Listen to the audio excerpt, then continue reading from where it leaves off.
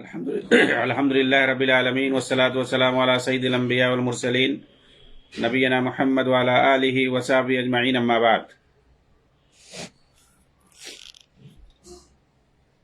أعوذ بالله من الشيطان الرجيم. بسم الله الرحمن الرحيم. والذي أنزل عليك الكتاب منه آيات محكمات هن أم الكتاب وأخر متشابهات فأما الذين في قلوبهم زيغ فيتبعون ما تشابه منه ابتغاء الفتنة وابتغاء تاویلہ. محترم ناظرین کرام اور دیگر سامعین، پچھلے درس کے اندر آپ کے سامنے جو لوگ فتنہ پرور ہوتے ہیں، خواہشات نفس کی پیروی کرتے ہیں، وہ صریح دلائل کو بنیاد نہیں بناتے، بلکہ وہ متشابہ دلائل کو اپنی بنیاد بناتے ہیں. اپنے باطل افکار کی ترویج کے لیے متشابہ دلائل کو بنیاد بناتے ہیں. اسی سے ریلیٹڈ یہ آیت ہے کہ دیکھیں آپ قرآن کے اندر، یا آپ یہ کہہ لیں کہ شرعی دلائل میں دونوں طرح کی دلیلیں آپ کو مل جائیں گی. کچھ بہت ہی واضح ہوتی ہیں جس کے اندر زیادہ غور و فکر کی ضرورت نہیں ہوتی ہے، اور کچھ دلائل ایسے ہوتے ہیں جن کے اندر غور و فکر کرنے کی ضرورت، وہیں سے امتیاز پیدا ہوتا ہے. انہیں دلائل کے اندر فرق معلوم ہوتا ہے کہ کون راسخین فی العلم ہے، راسخین فی الدین ہے، کتاب و سنت کا ماہر کون ہے، فہم سلف کے مطابق کون کتاب و سنت کو سمجھتا ہے. ایسے ہی دلائل کے اندر پتہ چلتا ہے. جو ماہرین ہوتے ہیں، راسخین فی العلم ہوتے ہیں، وہی لوگ ایسے دلائل سے صحیح نتائج نکالتے ہیں اور اس کا صحیح مفہوم اور صحیح مطلب اخذ کرتے ہیں. لیکن جو فتنہ پرور گمراہ ہوتے ہیں، بدعتی ہوتے ہیں، باطل افکار کے حامل ہوتے ہیں، ان کے سامنے سیاسی آئیڈیالوجی ہوتی ہے، جو اقتدار کے ہوس ہوتے ہیں، بندے ہوتے ہیں، یہ لوگ ایسے ہی متشابہ آیتوں کو چن چن کر کے نکالتے ہیں اور انہیں اپنی مرضی کے مطابق پیش کرنے کی کوشش کرتے ہیں. اپنے باطل افکار کی ترویج کے لیے اپنی من مرضی انٹرپریٹ کرتے ہیں. ایسے ہی لوگوں کے بارے میں اللہ تعالیٰ نے یہاں پر فرمایا ہے فَأَمَّا الَّذِينَ فِي قُلُوبِهِمْ زَيْغٌ، جن کے دلوں کے اندر کجی ہوتی ہے، جو ٹیڑھ پن کے شکار ہوتے ہیں، یعنی جو گمراہی کا شکار ہوتے ہیں، جو سیدھی راہ پر چلنا نہیں چاہتے ہیں. نبی صلی اللہ علیہ وسلم نے صحابہ کرام کو جو مفہوم بتا دیا ہے، جس طریقے سے عمل کر کے دکھا دیا ہے، بالکل سادہ ہے، واضح ہے، کیونکہ وہ بتایا ہوا راستہ ہے، سمجھایا ہوا راستہ ہے.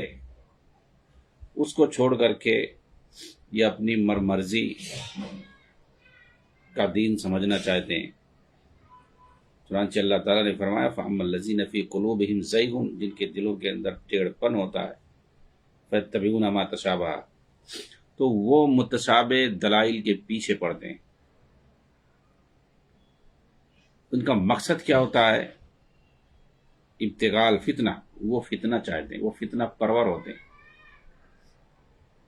ابتغاء تاویلہ، اور وہ غلط تعویل کی تلاش میں ہوتے ہیں.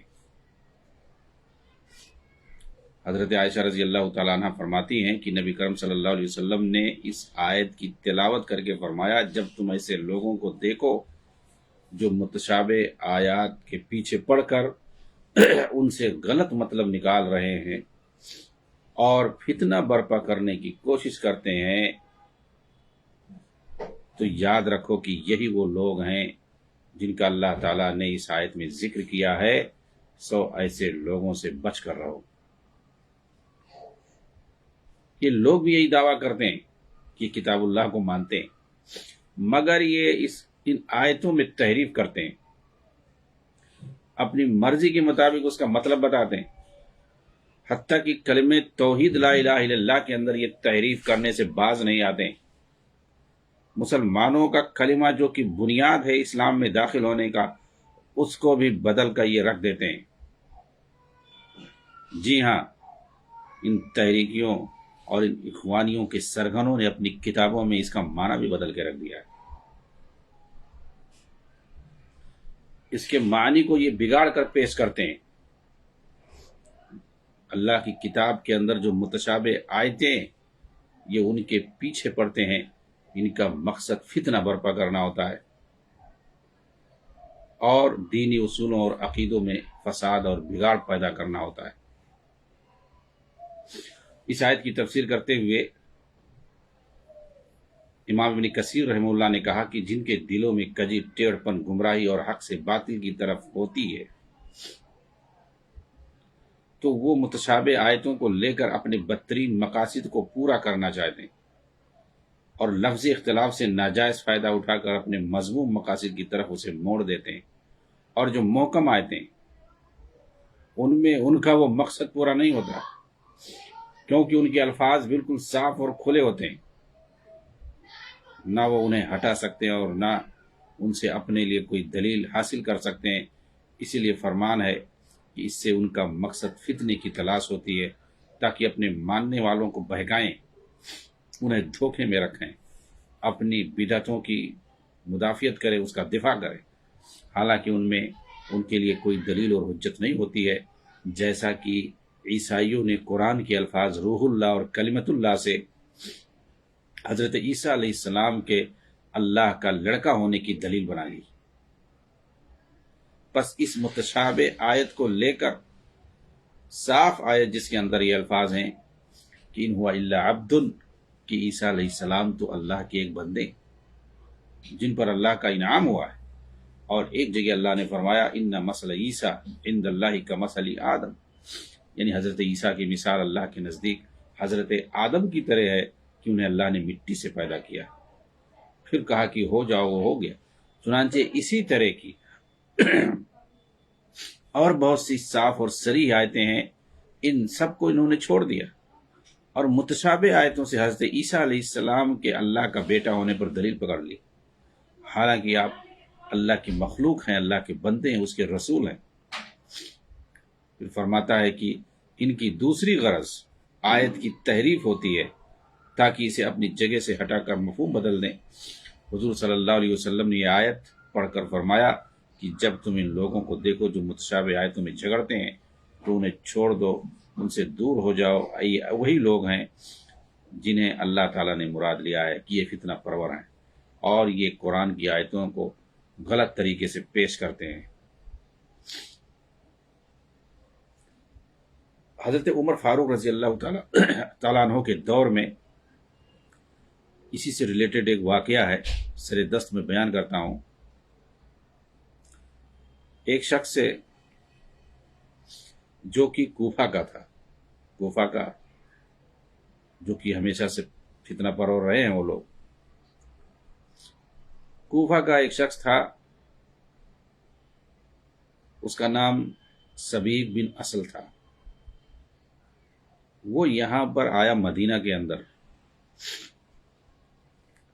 اور وہ ایسے ہی متشابہ آیتوں کے پیچھے پڑتا تھا اور لوگوں سے پوچھتا تھا کہ اس آیت کا کیا مطلب ہے، اس آیت کا کیا مطلب ہے۔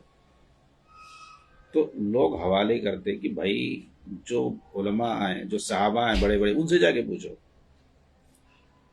تو عام لوگوں سے پوچھتا پھرتا تھا کہ اس کا معنی کیا ہے، اس کا معنی، اس کا معنی یہ ہے، اس کا معنی یہ ہے۔ اس کی شکایت، یعنی سبیق کی شکایت جو ہے، سبیق الکوفی، اس کی شکایت حضرت عمر رضی اللہ تعالیٰ عنہ سے کی گئی جو اس وقت خلیفہ تھے، اور بتایا گیا کہ وہ اس طریقے سے لوگوں کو گمراہ کر رہا ہے، لوگوں کو شبہات میں ڈال رہا ہے قرآن کے تعلق سے۔ جو متشابہ آیتیں ہیں انہیں لے کر لوگوں سے سوال کرتا پھر رہا ہے اور اپنی من مرضی کے جواب دیتا ہے، اس کا مطلب بتاتا ہے جب کوئی بتا نہیں پاتا ہے۔ بہرحال لوگوں کے دلوں میں شبہات پیدا کر رہا ہے، شکوک پیدا کر رہا ہے۔ حضرت عمر رضی اللہ تعالیٰ عنہ اسے بلایا اور پہلے سے اس کے لیے کھجور کی نرم نرم لمبی لمبی پتلی پتلی چھڑی جو ہے بنوا لی، ٹہنیاں کٹوا کر کے چھڑی بنوا لی۔ اس کے بعد جب وہ آیا تو اسے آپ مارنے لگے، سب سے پہلے اس کی پٹائی کی، اور روایت کے اندر آتا ہے کہ اس کی اتنی پٹائی کی کہ اس کے سر سے جو ہے خون بہنے لگا اور اس کا بدن جو ہے لہولہان ہو گیا۔ وہیں مجلس میں وہ توبہ کرنے لگا۔ اب دیکھیے یہ لوگ جو فتنہ پرور لوگ اس طریقے ہوتے ہیں، وہ زبان سے اور سمجھانے سے مانتے نہیں ہیں، ان کی عقل ٹھکانے نہیں آتی، اگر ان کو سمجھاؤ وہ مانیں گے ہی نہیں، کیونکہ شیطان پوری طرح سے جو ہے ان کو جکڑ لیتا ہے، اور شیطان جب کسی کو جکڑ لیتا ہے تو بغیر مار کے بھاگتا نہیں ہے۔ حضرت عمر نے اس کو بہت مارا، کھجور کی ٹہنیوں سے اس کی خوب پٹائی کی۔ اس کے بعد جب اس کی عقل ٹھکانے آئی تو توبہ کرنے لگا کہ مجھ سے غلطی ہوئی، اب میں یہ کام نہیں کروں گا، مجھے معاف کر دیا جائے۔ تو آپ نے مدینہ سے اسے بھگا دیا، کہا یہاں مدینہ کا ماحول تم خراب کرنے کے لیے آئے ہو۔ اس کو بھگا دیا، کوفہ کا کہہ دیا چلے جاؤ۔ اور جو اس وقت کوفہ کے گورنر تھے حضرت عمر کے زمانے میں، ابو موسیٰ اشعری رضی اللہ تعالیٰ عنہ، ان کے پاس خط لکھا، کہا اس کو میں نے بھگا دیا ہے، یہ جائے گا کوفہ، اس کو طلب کرنا اور لوگوں سے بتا دینا کہ لوگ اس کا بائیکاٹ کریں، اس سے ملنا جلنا بند کریں۔ وہ بدعتی انسان، لوگوں کو شبہات اور شکوک میں ڈالنے والا، حضرت عمر نے اس کو بائیکاٹ کروا دیا۔ کہتے ہیں کہ بائیکاٹ وغیرہ کرنا صحیح نہیں، کتنے ایسے لوگ ہیں، اپنے ہی لوگ جو بدعتیوں میں سہولت کار بنے پھرتے ہیں، وہ لوگ خود جب ایسی باتیں کہو اور سلف سے حوالہ دو کہ بدعتیوں کی جو ہے، جو خاص طور سے مطلب بدعتی جو پرچارک ہوتے ہیں، اپنی بدعت کا پرچار کرتے ہیں، اس کی نشر و اشاعت کرتے ہیں، ایسے لوگوں کے خاص طور سے تو مذاق اڑاتے ہیں یہ لوگ، کہیں گے بھائی اگر ملو گے نہیں تو ان کو دعوت کیسے دو گے؟ ارے وہ گھٹ ہے، وہ دعوت تمہارے دینے سے تمہارے نہیں مانے گا، اس کو تو پٹائی کرنی پڑے گی حضرت عمر جیسی، تب وہ مانے گا وہ۔ تو بہرحال حضرت عمر رضی اللہ تعالیٰ عنہ نے گورنر کے پاس لکھا کہ بھائی اس کا بائیکاٹ کرو۔ ابو موسیٰ اشعری نے اعلان کروا دیا پورے کوفہ میں کہ اس سے کوئی ملے گا نہیں، کوئی بات نہیں کرے گا۔ سارے لوگوں نے، پورے کوفہ والوں نے اس کو بائیکاٹ کر دیا، کیونکہ حکومت کا آرڈر تھا۔ وہ تنہا ہو گیا، کچھ دنوں تک تنہائی کا شکار رہا اور بہت پریشان رہا۔ گورنر کے پاس آیا، یعنی صحابی رسول ابو موسیٰ اشعری رضی اللہ تعالیٰ عنہ کے پاس، اور معافی مانگنے لگا، توبہ کرنے لگا، گڑ گڑانے لگا کہ مجھے کیوں سزا دی جا رہی ہے، اب میں تو مدینہ ہی میں توبہ کر کے آیا ہوں اور یہاں آپ کے سامنے توبہ کرتا ہوں، اب ایسی کوئی چیز مجھ سے سرزد نہیں ہوگی، اب میں کسی کے سامنے اسی گمراہی کی بات نہیں کروں گا۔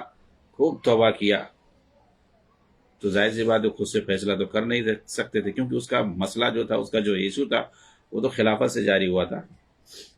اس وقت جو امیر المومنین تھے عمر رضی اللہ تعالیٰ عنہ، ان کا آرڈر تھا، تو انہوں نے خط لکھا کہ بہت زیادہ پریشان ہے، گڑ گڑا رہا ہے، توبہ کر رہا ہے، اور مطلب معافی مانگ رہا ہے کہ اب دوبارہ ایسا نہیں کریں گے، بہت بڑی غلطی ہوئی، یہ اور وہ۔ تو حضرت عمر رضی اللہ تعالیٰ عنہ نے لکھا کہ ٹھیک ہے، دوبارہ اگر غلطی کرے گا تو پھر بتانا، ابھی معاف کر دو اور اجازت دے دو، اور بول دو سب لوگوں سے کہ یہ جو بائیکاٹ کیا ہے اس کو ختم کریں۔ تو اس کے بعد جو ہے اس کو اجازت ملی جا کر کے کہ ٹھیک ہے، اب تم لوگوں کے بیچ میں رہ سکتے ہو اور باتیں کر سکتے ہو۔ تو پھر جا کر کے اس کی عقل ٹھکانے ہوئی، پھر کبھی نہیں سنا گیا کہ اس نے اس طرح کی حرکت کبھی کی ہو۔ تو یہ حضرت عمر رضی اللہ تعالیٰ عنہ کا زمانہ ہے، اس وقت لوگوں کو شبہات میں ڈالنے والے موجود تھے، متشابہ دلائل کو لے کر کے گمراہی پھیلاتے تھے، تو ان کو اسی طرح سزا دی جاتی تھی۔ انہی متشابہ آیتوں سے جو یہ بدعتی استدلال کرتے ہیں اور اپنا غلط معنی نکالتے ہیں، کیونکہ بظاہر واضح نہیں ہوتا ہے، اور جیسا کہ میں نے بتایا کہ جو راسخین فی العلم ہوتے ہیں، جو کتاب و سنت کے ماہرین ہوتے ہیں، وہی اس کا صحیح معنی بتا پاتے ہیں۔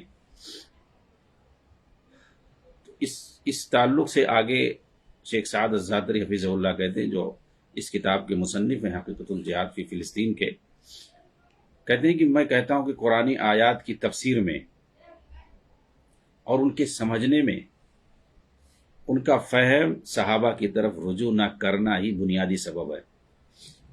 کہ متشابہ آیتوں کے پیچھے پڑھ کر لوگوں کو گمراہ کیوں کرتے ہیں، لوگوں کو فتنے میں کیوں ڈالتے ہیں؟ اس کا بنیادی سبب یہ ہے کہ یہ لوگ ایسی آیتوں کے یا جو شرعی دلائل ہیں ان کے سمجھنے میں یہ صحابہ کا فہم نہیں استعمال کرتے ہیں۔ صحابہ نے کیسے سمجھا اور انہوں نے کیا لکھا ہوا ہے، امت کے سامنے انہوں نے اس کی کیا تشریح پیش کی ہے، اس کو یہ نہیں دیکھتے ہیں، بلکہ اس کو مانتے ہی نہیں ہیں۔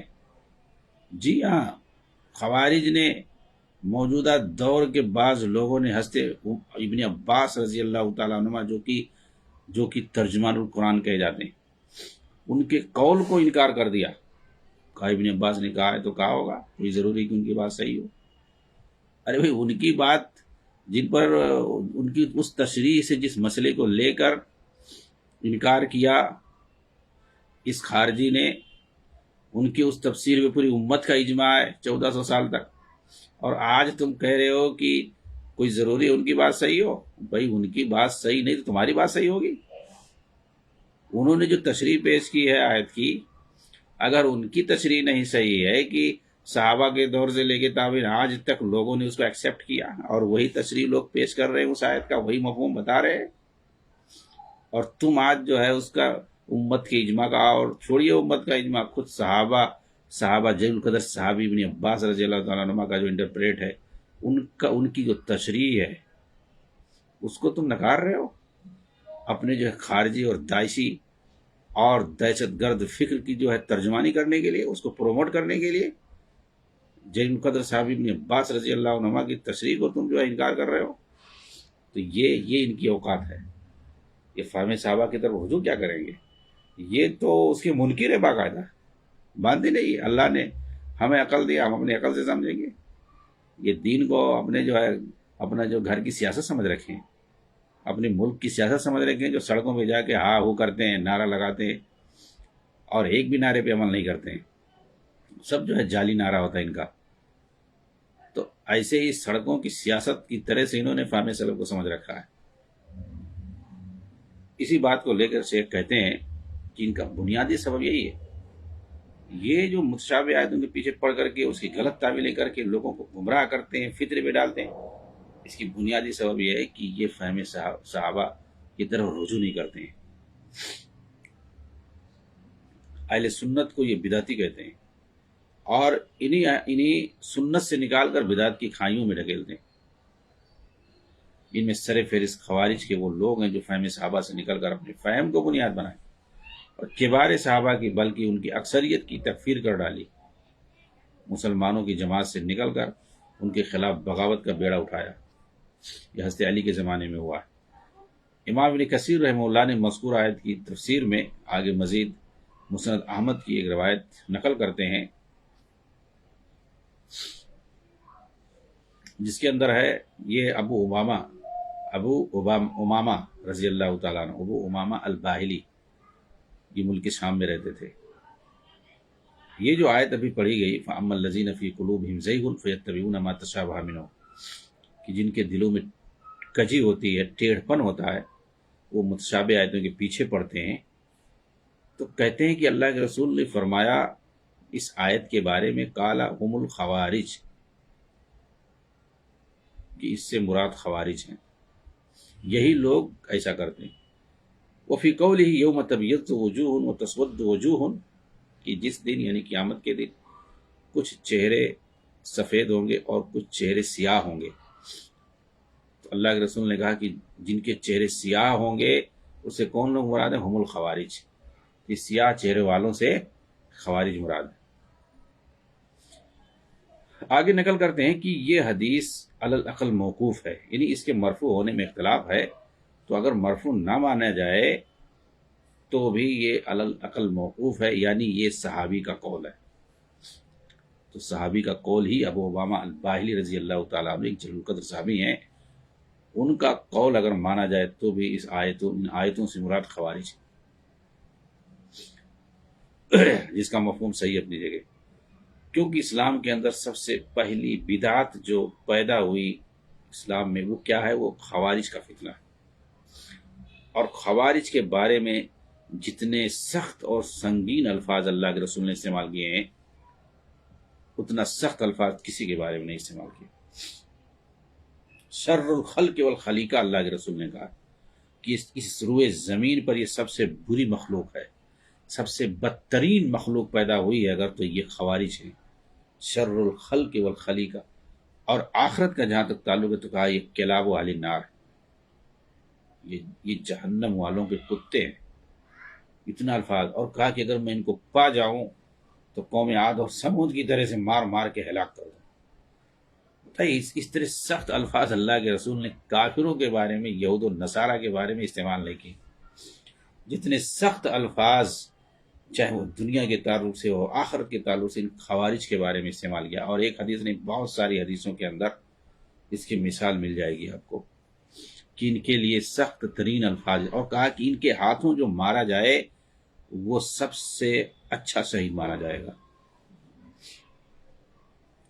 اور وہ سب سے خوش نصیب ہوگا جو انہیں مارے. جی ہاں، ان کو جو مارے وہ سب سے بڑا خوش نصیب ہوگا، اور ان کے ہاتھوں جو مارا جائے وہ سب سے بڑا جو ہے اچھا آدمی ہوگا. اور اللہ کے رسول کی نسل ختم نہیں ہوگی.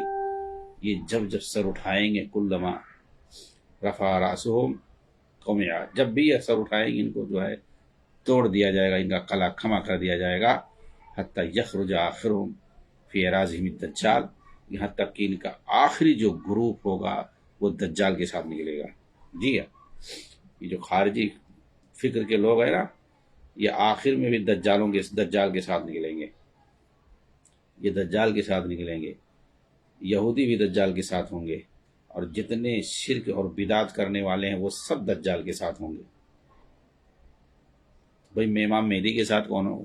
امام مہدی کے ساتھ 4 شہر کے لوگ ہوں گے. مکہ والے ہوں گے، مدینہ والے ہوں گے، یمن والے ہوں گے، اور شام والے ہوں گے. شام جسے اس وقت جو ہے 3-4 کنٹری میں بولا جاتا ہے، اس میں جو ہے پیلسٹائن ہے، اردن ہے، لبنان ہے اور سیریا ہے. یہ 4 ملکوں کو بلاد شام کہا جاتا ہے. تو شام کے لوگ ہوں گے وہ بھی عرب ہیں، مکہ مدینہ والے ہوں گے یہ بھی عرب ہوں گے، یمن والے ہوں گے یہ بھی عرب ہوں گے. یہ سب عرب والے امام مہدی کا ساتھ دیں گے، اور عیسیٰ علیہ السلام نزول کریں گے اس وقت وہ بھی انہی کا ساتھ دیں گے. یہ جو بھونگی مارتے ہیں نا ڈاکٹر اسرار جیسے لوگ، عربوں کے لیے ویل للعرب، عربوں کی تباہی کا مژدہ سناتے ہیں، اور یہ خمینی والے ایرانیوں اور افغانیوں کا جو ہے کہتے ہیں یہ تو مہدی کا ساتھ دیں گے. جو حدیثوں کے اندر ہے، جو شریعت کے اندر، اس کے بالکل الٹا.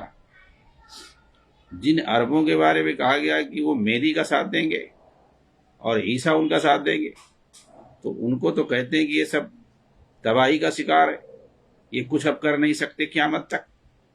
امام مہدی کا ساتھ تو یہ لوگ دیں گے، یہ شرک بدعت والے، یہ سارے لوگ جو گھوڑا پوجتے ہیں، قبر پوجتے ہیں، جن کے بارے میں اللہ کے رسول نے کہا کہ جتنے جو ہے یہودی ہوں گے، جو ایران سے اصفہان سے یہودی 70,000 یہودی اس کے ساتھ ہوں گے، اور خوارج انہی کے ساتھ ہوں گے، اور جتنے جو ہے شرک بدعت والے سب انہی کے ساتھ ہوں گے. آپ اندازہ لگاؤ کہ عربوں میں اس وقت کتنے جو ہے شرک کے مزار ہیں، شرکیہ اڈے کتنے ہیں، ایک بھی نہیں پاؤ گے خلیج عرب میں. اور یہ جوتیسی بابا اسرار جو ہے جن لوگوں کو مہدی کا ساتھی بتاتے ہیں نا، وہاں جو ہے آپ کو قدم قدم پر مزار، قبر پرستی آپ کو ملے گی، خانقاہیت اور وحدت الوجودی تصوف ہر جگہ آپ کو دکھائی دے گا اسلام کے نام پہ ڈھونگ کرنے والے موجود ہیں. تو یہ لوگ غلط اسلام کی شبیہ پیش کر اور بالکل برعکس، یعنی ایک دم ٹوٹل جو ہے الٹا انٹرپریٹ کرتے ہیں، جھوٹا اسلام کو جو ہے پیش کرتے ہیں. جو نہیں ہوتا ہے، جھوٹ ہوتا ہے، اس کو سچ بنا کر پیش کرتے ہیں، اور جو سچی تصویر ہوتی ہے اسلام کی اس کو چھپا کے رکھتے ہیں یا اس کو غلط طریقے سے پیش کرتے ہیں.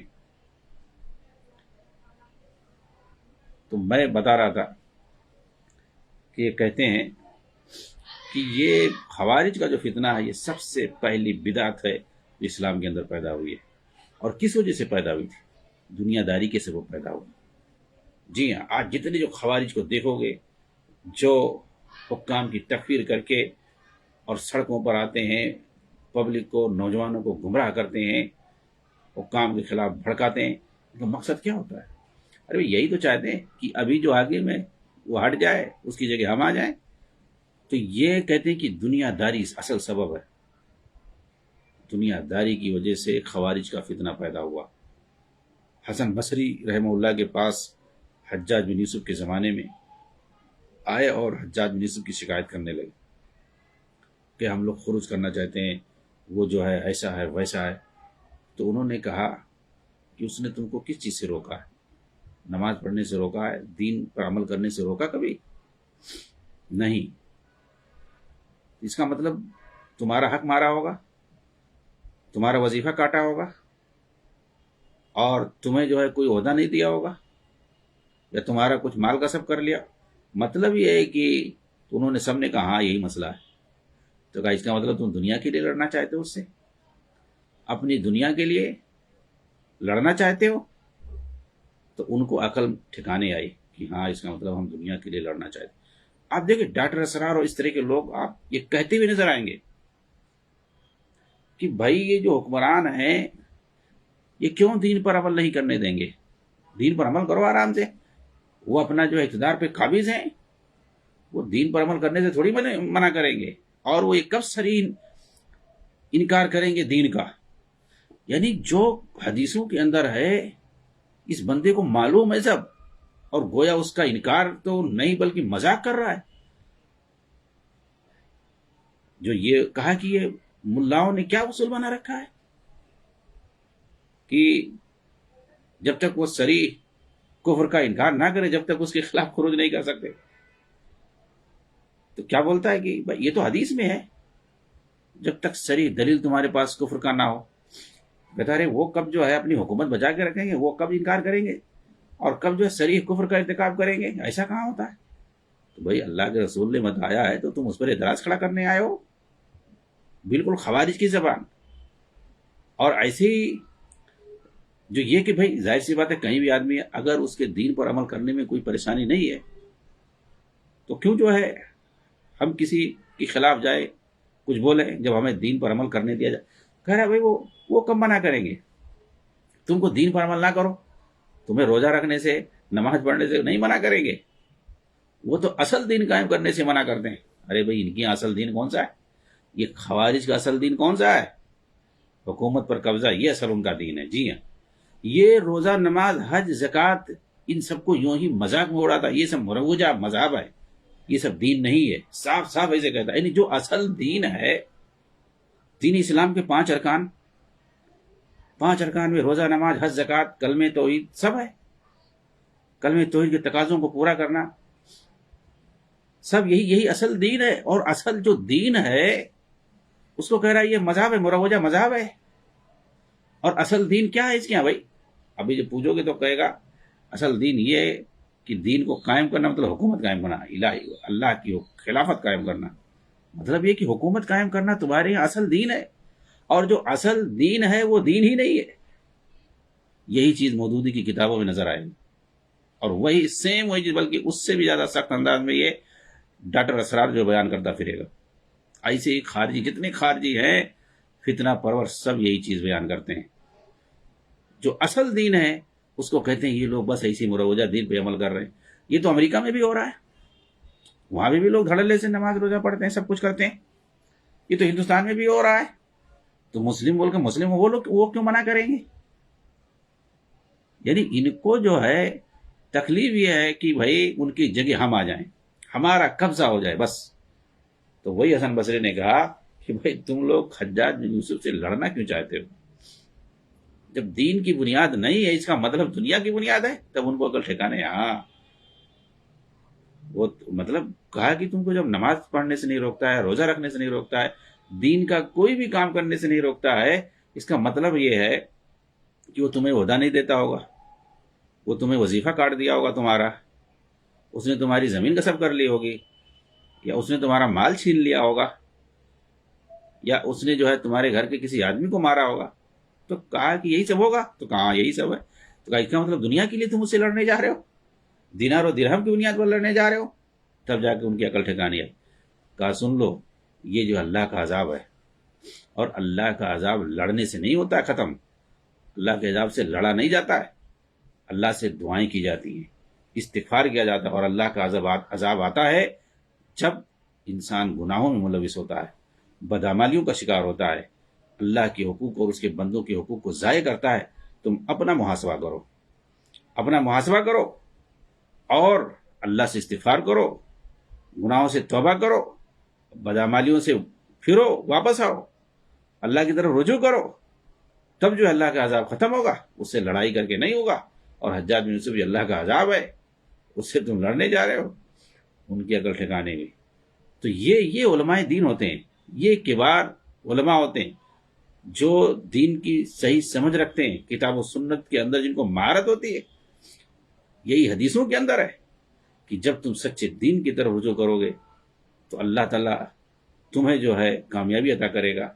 تمہارے گناہوں کی وجہ سے اللہ تعالیٰ تم پر ظالم حکمران مسلط کرتا ہے، تمہیں طرح طرح کے پریشانیوں میں مبتلا کرتا ہے۔ یہ چیز جب کہا جاتا ہے کہ یہ لوگ جو ہے درباری ملا ہیں، ایسے ہیں ویسے ہیں، یہ لوگ لڑنا نہیں چاہتے ہیں، یہ لوگ یہ نہیں کرنا چاہتے ہیں، اور جو ایسا چلاتے ہیں نا، وہ ان کے گھر سے لے کے، ان کے بچوں سے لے کے، پوتوں سے لے کر کے، خود ان کی نظر پہ نظر ڈالو گے، دیکھو گے تو سب ننگے نظر آئیں گے۔ وہ صرف جو ہے سڑکوں پر، وہ صرف جو ہے فیس بک اور میڈیا میں، وہ صرف مجاہد دکھتے ہیں، بس یہ سب پلاسٹک کے مجاہد، ہاں، اور اندر سے سب کھوکھلے ہوتے ہیں۔ ان کی نجی محفلوں میں جاؤ، یہ مذاق اڑاتے ہیں، سب مذاق کرتے ہیں آپس میں۔ یہ سامنے آئیں گے، ان کا اپنا سیٹ اپ اور گیٹ اپ اور رہے گا، اور اندر جائیں گے تو وہاں کچھ اور نظر آئیں گے۔ جی ہاں، یہ امت کو بیوقوف بناتے ہیں۔ یہ جو سنگین مسائل ہوتے ہیں، مسلمانوں پر خاص طور سے جو مظالم ہوتے ہیں، یہ ان کو بھناتے ہیں، ان کو کیچ کرتے ہیں، ان کا بار بار ذکر کر کے، یہ ان کے ساتھ جو ہے ہمدردی دکھا کر کے لوگوں سے جذباتی انداز میں اپنا جو ہے اپنے لیے ہمدردی بتوڑتے ہیں، اور اس طریقے سے تاکہ انہیں لوگوں کی ہمدردی ملے، لوگ ان کو چندہ دیں اور ان کا سپورٹ کریں۔ اس کے علاوہ اور ان کا کوئی مقصد نہیں ہوتا ہے۔ نہ انہوں نے آج تک 70 سالوں میں کچھ کیا ہے، جہاں بھی یہ رہے صرف انہوں نے تباہی مچائی ہے، اور صرف تباہی مچائی ہے۔ ان کی وجہ سے صرف بربادی ہوئی ہے۔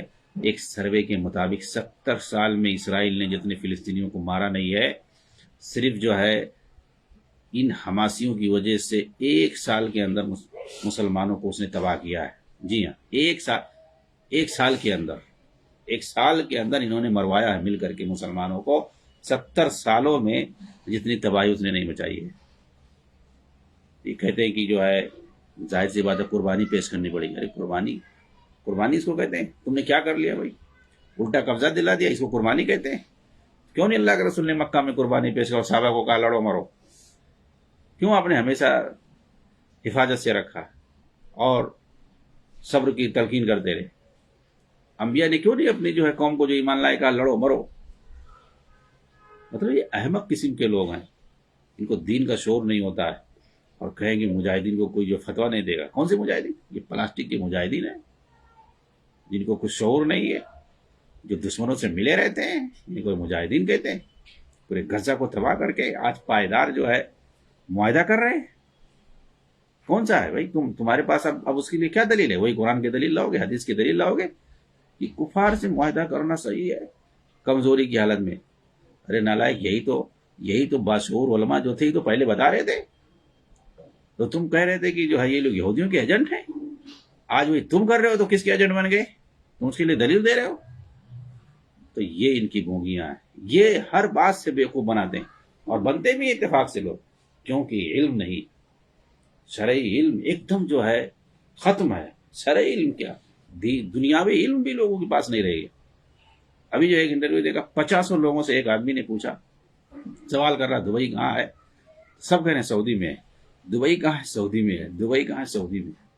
مطلب دبئی جتنا مشہور سٹی ہے اس کو جو ہے کہہ رہے ہیں سعودی میں ہے۔ دبئی کہاں ہے؟ ہمارے خیال یہی سوچ کر کہ دبئی میں جتنی برائیاں ہوتی ہیں سب اس کو جو ہے سعودی میں فٹ کر دیں، یہی وجہ ہوگی۔ کیونکہ دیکھیں 99% لوگوں نے، ایک بندے نے صرف جواب صحیح دیا کہ وہ جو ہے یو اے میں ہے، مطلب متحدہ عرب امارات میں۔ ایک بندے نے صرف صحیح جواب دیا، باقی سب نے یہی کہا سعودی میں۔ اب ظاہر سی بات ہے دبئی میں جتنی خرابیاں جتنی برائیاں ہیں ان سب کو لوگ یہ سمجھتے ہیں کہ سعودی میں ہو رہا ہے، یہ اصل وجہ ہے۔ ایک دم جہالت کا دورہ ہے۔ ظاہر سی بات ہے دنیاوی معاملے میں جو اتنی جہالت ہے تو دینی معاملے میں تو اور زیادہ جہالت ہے۔ جتنا بیوقوف بنا سکو بنا لو، اور سوشل میڈیا کے ذریعے سے لوگ بناتے ہیں بیوقوف، طرح طرح کے جو ہے پروپیگنڈے کرتے ہیں۔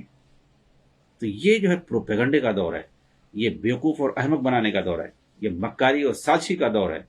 جی ہاں، اس میں جتنا جو آگے بڑھ جائے وہ اتنا ہی پیسہ بٹور رہا ہے، اور جو سچ بول رہا ہے اس کو کچھ نہیں مل رہا ہے اس کا صلہ، بلکہ الٹا اس کو گالی مل رہی ہے۔ جی ہاں، کیونکہ یہ جتنے جو ہے پروپیگنڈسٹ ہیں یہ اس کے خلاف ٹوٹ پڑتے ہیں، اور اپنے بھی جو لوگ ہوتے ہیں وہ بھی انہی کی سہولت کاری کرنے لگتے ہیں۔ کوئی سچ نہیں بول سکتا اس زمانے میں، جو بولتا ہے سمجھ لو کہ وہ انگارے پہ چل رہا ہے۔ ایسی بہت ساری آپ کو مثالیں ملیں گی کہ جو لوگ جو ہے دبئی کو سعودی سمجھتے ہیں کہ دبئی کہاں ہے؟ سعودی میں ہے۔ دبئی کہاں ہے؟ سعودی میں۔ جی ہاں، ایسے ہی دین کے معاملے میں کو جہاں گھمایا جاتا ہے ویسے ہی یہ لوگ سمجھتے ہیں۔ ایسے ہی حماسیوں کو کہہ دیا گیا، جو ایرانیوں کے جو ایجنٹ ہیں، اسرائیل کے جو ایجنٹ ہیں، اسرائیل اور ایران نے جن کو مل کر کے دونوں ان کو پیدا کیا تھا تاکہ جو ہے فلسطین کا ایشو جو ہے وہ ختم ہو جائے اور لڑائی جھگڑا ہوتا رہے اور آپس میں اتفاق نہ ہو پائے اور کسی ایک سیاسی ایجنڈے پر یہ متحد نہ ہو سکے۔ اسی لیے اس کے ہزاروں شواہد موجود ہیں کہ ان لوگوں کو کھڑا کیا گیا، بلکہ اس کا جو پہلا سرغنہ احمد یاسین اس نے خود کہا ہے کہ جو ہمیں جو ہے اسرائیلی حکومت نے باقاعدہ 1987 میں اس کو جو ہے ہمیں ریکگنائز کیا ہے، ایک جو ہے ایک رفاہی تنظیم کے طور پر ہمیں ریکگنائز کیا۔ جی ہاں، تو اور باقاعدہ اسرائیلی حکومت کی طرف سے تعاون بھی ملا مرکز قائم کرنے کے لیے ان کو۔ جی ہاں، یہ خود جو ہے اس کی ویڈیو میرے پاس موجود ہے، اس کا جو پہلا سرغنہ ہے حماسیوں کا اس نے خود اعتراف کیا ہے، اور بہت سارے اسرائیلی جو ہے نیتاؤں اور امریکی نیتاؤں کے ذریعے سے تو خود اس کا کھلا ثبوت ہے، انہوں نے مانا اور اقرار بھی کیا ہے، اور اس پر بہت سارے جو ہے فیچرز اور جو ہے مضامین بھی موجود ہیں، اور اس کے شواہد ہیں سب واضح طور پر، اور جو کچھ ہو رہا ہے وہ سب ایک کھلی تصویر ہے، جیگی جاتی تصویر ہے جاگتی کہ یہ جو ہے ان کے ایجنٹ۔ لیکن آپ دیکھیں کہ میڈیا کے اندر ان کو جو ہے مسلمانوں کا نمائندہ بنا کر کے پیش کیا جاتا ہے، مجاہد بنا کے پیش کیا جاتا ہے، اور سب دنیا مان رہی ہے، سارے مسلمان اکثریت جو ہے مان رہی ہے۔ جیسے دبئی کو سعودی مار رہے ہیں 99% لوگ، ایسے ہی جو عوام پبلک کی بات کر رہا ہوں، ایسے ہی 99% پبلک جو عوام ہے جس کو کچھ نہیں پتا ہے وہ ان جو ہے جھوٹوں کو اور کاغذی مجاہدین کو جو ہے اسلام کا نمائندہ مان رہے ہیں، آج بھی مان رہے ہیں، پورا تباہ کروا دیے، اور جشن منا کر کے ایرانیوں کے پاس جا کے گھٹنا ٹیک کر کہتے ہیں کہ ہم جو ہے اپنے مقصد میں کامیاب ہو گئے، تم نے جو کہا تھا اس کو ہم نے پورا کیا۔ ایرانیوں سے جا کر کہتے ہیں، ایرانیوں کو کیا مطلب ہے بھائی اس سے، فلسطین سے اسے ایرانیوں کو کیا لینا دینا؟ وہ کہتے ہیں صاحب کی جو ہے مسجد اقصی کو یہ بنی امیہ نے بنوایا ہے، وہ بنی امیہ کے بنائی ہوئی مسجد ہے، ہمارا اسے کوئی لینا دینا نہیں۔ ہمارے مذہب کے اندر جو مسجد اقصی ہے وہ 7ویں آسمان پہ ہے۔ بتائیے ان کے فلسطین میں کیا اہمیت ہے؟ ان کی کوئی اہمیت نہیں ہے، کیوں حماسیوں کا ساتھ دے رہے ہیں جب اس کی کوئی اہمیت نہیں ہے؟ جی ہاں، اسی لیے دے رہے تاکہ جو ہے فلسطین کا ایشو ختم کیا جائے، وہاں پر لڑائی جھگڑا برباد، وہاں جو فتنہ فساد پیدا کر کے وہاں جو اور دوسرے تنظیمیں ہیں ان سے لڑائی کر کے اس کو فساد مچا کر کے اس کے مسئلے کو کبھی ختم نہ ہونے دیا جائے، اور فلسطینیوں کو کسی ایک سیاسی ایجنڈے پر متحد نہ ہونے دیا جائے۔ اسرائیل بھی یہ چاہتا ہے، ایران بھی یہی چاہتا ہے، اور وہاں پہ جو اس طریقے کی تنظیمیں ہیں، اخوانی تنظیمیں خاص طور سے، وہ سب یہی چاہتے ہیں۔ بہرحال وقت ختم ہو گیا، انشاءاللہ مزید گفتگو آگے جاری رکھی جائے گی۔ والسلام علیکم ورحمۃ اللہ وبرکاتہ۔